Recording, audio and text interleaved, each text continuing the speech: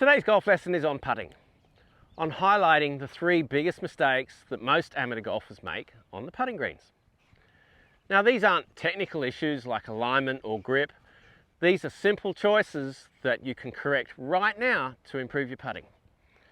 And if you 3 and 4 putt very often, then after watching this video, you're going to understand why. Now, the first of our 3 choices, our processes, is going to do with the art of green reading. And we start that process as we walk up to the green right now. G'day golfers, I'm Glen Haynes.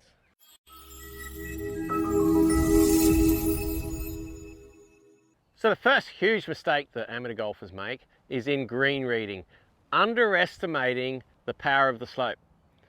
See, gravity is a very strong force, but unfortunately, when golfers get a putter in their hands, they seem to forget that.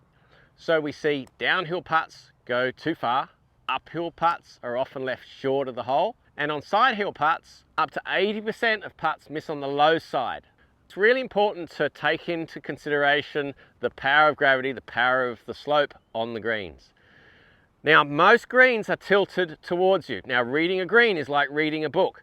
You want to tilt the book towards you to read it. If it's tilted away or to the side, you're not going to read it as well. So with the green tilted towards us, like this one is, it makes sense to start to read the green as we walk up to it. Get a sense that the green is going to go from here. You can see that it's from the back left down to the front right, and it's tilted towards us. So if it was raining very heavily, the water would be running down into this area here. And that's exactly what they expect the golf ball to do as well. So just this sense of the overall tilt of the green is very important, because it's going to help us to read putts when we get up closer. Most golfers, unfortunately, just have a quick look from behind the ball and they don't really get a sense of what the green is going to do to the golf ball. And it's going to give you a good 3D image of the putt. As we surveyed the green walking up, all of the water would run down into that corner, so that's what we expect the ball to do. Visualize the entire break of the putt. The ball's going to start curving as soon as it's rolling, not just at the end. So I'd much rather you miss on the high side with the ball going around the hole rather than miss on the low side with the ball tracking down the hill. Very easy to leave yourself a 6-7 foot putt coming back up if you miss low. So visualize, if anything, a bit too much break, because on a steep slope like this, that ball will curve. Let's get it high enough. And if anything, you're going to leave yourself a tap in for your second putt. And that's really going to help you with that green reading process to visualize the entire putt. Exaggerate it. Let's make sure we're prepared for gravity.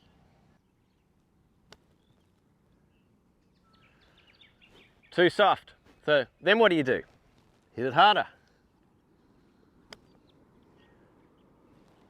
Now it's too hard. Raise your hand if you've done that. Of course you have.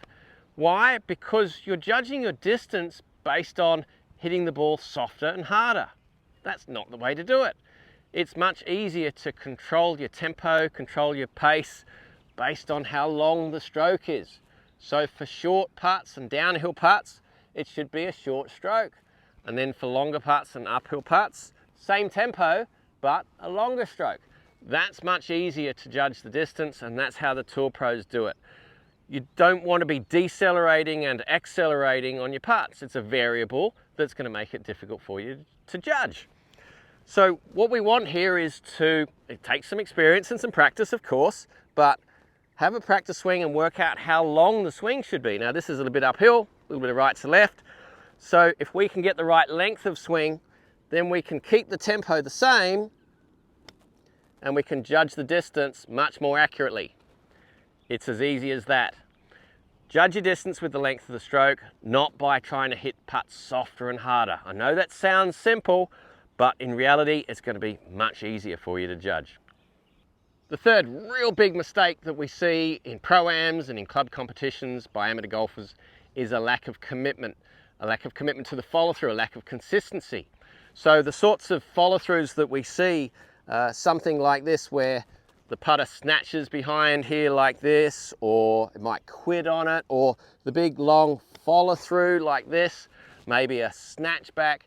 There's no commitment there, there's no consistency. And they're forms of anxiety. The putter, the player is worried about what the ball's doing and very performance focused.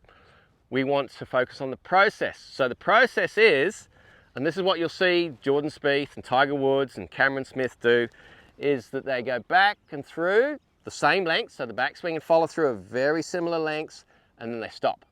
They hold it there. You'll see a top snooker player do that as well. Back and through, stop, and hold it there. That's commitment. It's a good body language thing. It's going to help you to improve confidence. It's going to help you with your distance control as well. And this consistency is also going to help you to get your putts on line better. When you're changing your finish position, you're going to create some inconsistencies in the stroke too. But more importantly that, you're going to lose confidence in yourself because you're not really committing to the shot properly. It's not good body language. So let's have one practice stroke and work on it. Hold that finish in your practice stroke. You're going to find this quite difficult. If you have a habit of snatching the putter back or dropping it, you can find it challenging to change that habit. But this process is really important if you really want to become a better putter. So one practice stroke, work on it, and let's see if we can recreate that when we hit the ball. Hold the finish, good couple of seconds. I've committed to it. It's nice and stable, and it's much easier to control the line and the distance that way as well. Now, if you're still watching this video, then you probably regularly make one or two or even all three of these mistakes on the putting green. Don't be too hard on yourself. It's not your fault. The fact is that these processes aren't really talked about much in other golfing videos until you start watching Aussie Golf Pros. Now, unfortunately, amateur golfers don't just make mistakes on the putting green, they make mistakes tee to green as well. So watch this video next and get these simple mistakes out of your game too. Now, we've got a free training guide from today's putting lesson. You can download it there, or the link is in the description below. Thank you so much for watching. We look forward to your company next week. Are you the best golfer you can be?